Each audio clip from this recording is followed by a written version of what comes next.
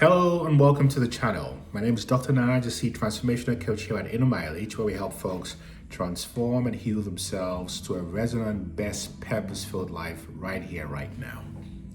Today we're going to be talking about narcissistic red flags, the warning signs you can't ignore.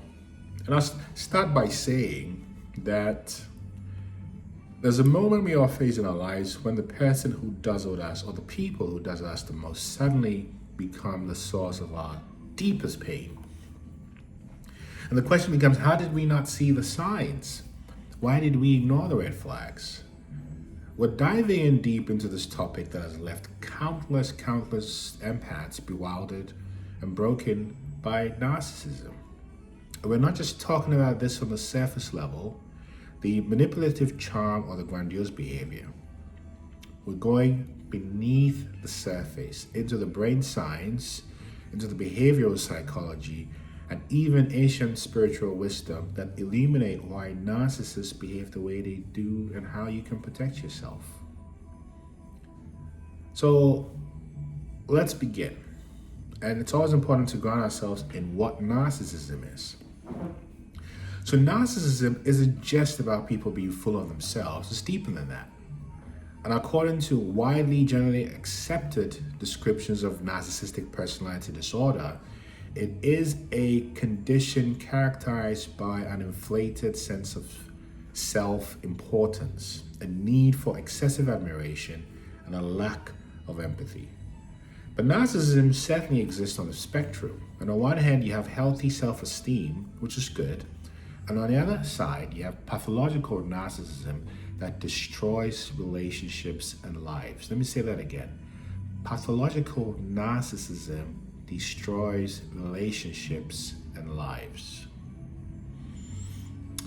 So what does behavioral science have to say about this? From that perspective, some of the common traits identified include the charm that the narcissists use, the ability to draw you in, their skill at making you feel special at first, and soon that facade begins to fade, and beneath it lies a darker truth. Narcissists see people as tools to meet their own needs, not as equals to connect with. This is why they can so easily discard people once they've served their purpose. So let's look at the neuroscience of the narcissist's brain. Studies show that narcissists often have reduced activity in the anterior insula, so the part of the brain responsible for empathy. This means they struggle to truly feel what others feel. At the same time, their reward system is overactive, and they are driven by dopamine, this feel-good chemical, which means they're constantly seeking admiration and validation because they live in a permanent place of cortisol, stress, fear. In fact, some neuroscientists like Schultz highlights this imbalance, showing how narcissists are fundamentally wired for self-centeredness based on their trauma. And we know a narcissist comes to be because they were either highly overindulged or highly neglected as children. So we know that this is not a new context, this context of narcissism, although it's become more prevalent in our awareness since 2020, and that's because we see it more clearly since the veil is thinning and the veil has been lifted. But the ancient Greek myth of Narcissus tells the story of a man who fell in love with their own reflection, ultimately leading to his demise. Esoteric teachers often describe narcissism as the ego run amok, an attachment to the false self that prevents real spiritual growth. So now let's get into the red flags. Red flag number 1, love bombing. So love bombing is the first and most seductive tactic of the narcissist. And I've experienced this a number of times, and even made serious relationship commitments because I fell for the love bombing. They overwhelm you with attention, gifts, declarations of love, and creating an illusion of a perfect connection.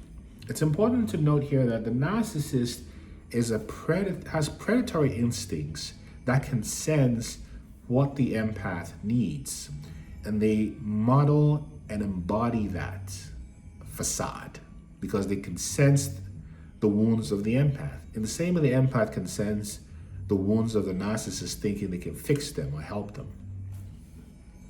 So we know that with behavioral science, that when this happens based on reinforcement, it's a psychological tactic that creates addiction by alternating highs and lows, the trauma bonding.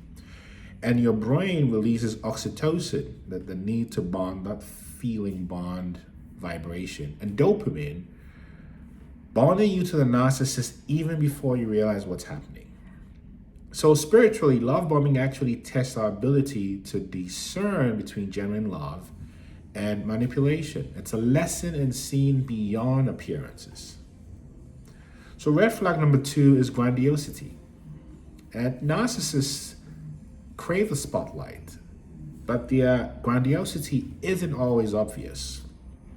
Some are covert narcissists who seek admiration through pity or false humility. And neuroscientifically, this need for validation is tied to an overactive amygdala, which makes them hypersensitive to criticism. Amygdala is where the fear vibration is. So spiritually, their grandiosity reflects an unbalanced solar plexus chakra, the energy center of personal power. The red flag number 3 is gaslighting. Gaslighting is one of those most insidious red flags because narcissists distort your reality, making you question your memories and perception.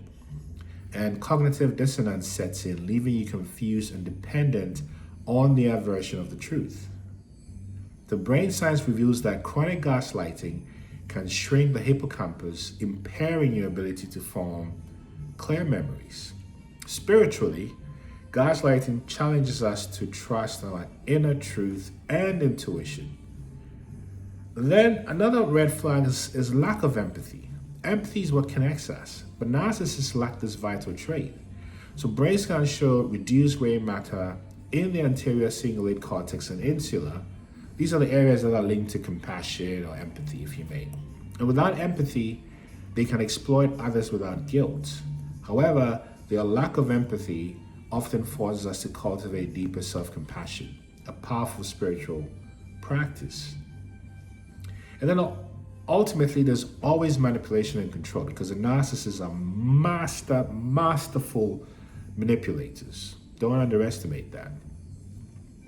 They use tactics such as future faking, which are making false promises about the future, and hoovering, where they pull you back into the relationship after a breakup. So we know that these strategies activate your stress response, keeping you emotionally hooked. And spiritually, these dynamics push you or us to reclaim our power and establish healthy boundaries. So the question becomes, why do we empaths fall for narcissists? Well, from a behavioral science standpoint, attachment styles play a huge role. So if you have an anxious attachment style, you're more likely to be drawn to the intensity of a narcissist's attention. Trauma bonding is another factor. The cycle of idealization, you're great, there's no one like you, you're my soulmate. And devaluation creates a powerful psychological hold. And this is where you need the help and guidance of a coach like myself. And if I can be of help to you, type transform in the comment section or check out my course at innermileage.com titled Escaping Narcissistic Abuse. Now we know the neuroscience of attraction is simple. Your neurons, which are the brain cells that help us empathize, fire when you're with a narcissist, creating a false sense of connection. At the same time, oxytocin, which is the bonding hormone, deepens your attachment, even when the relationship is toxic, because you don't know. And the reality is most people don't know they are in narcissistic abuse until it's too late. So as we wind up, spiritually, we attract narcissists to learn about self-worth and boundaries and discernment. And this is what Joseph Campbell talks about. If this resonates and I can be of help, type transform in the comment section, like, share, subscribe, and recognize that narcissists may come into our lives as destroyers, but they leave as teachers. And by understanding this and seeing these red flags, you recognize there's no one like you. Peace.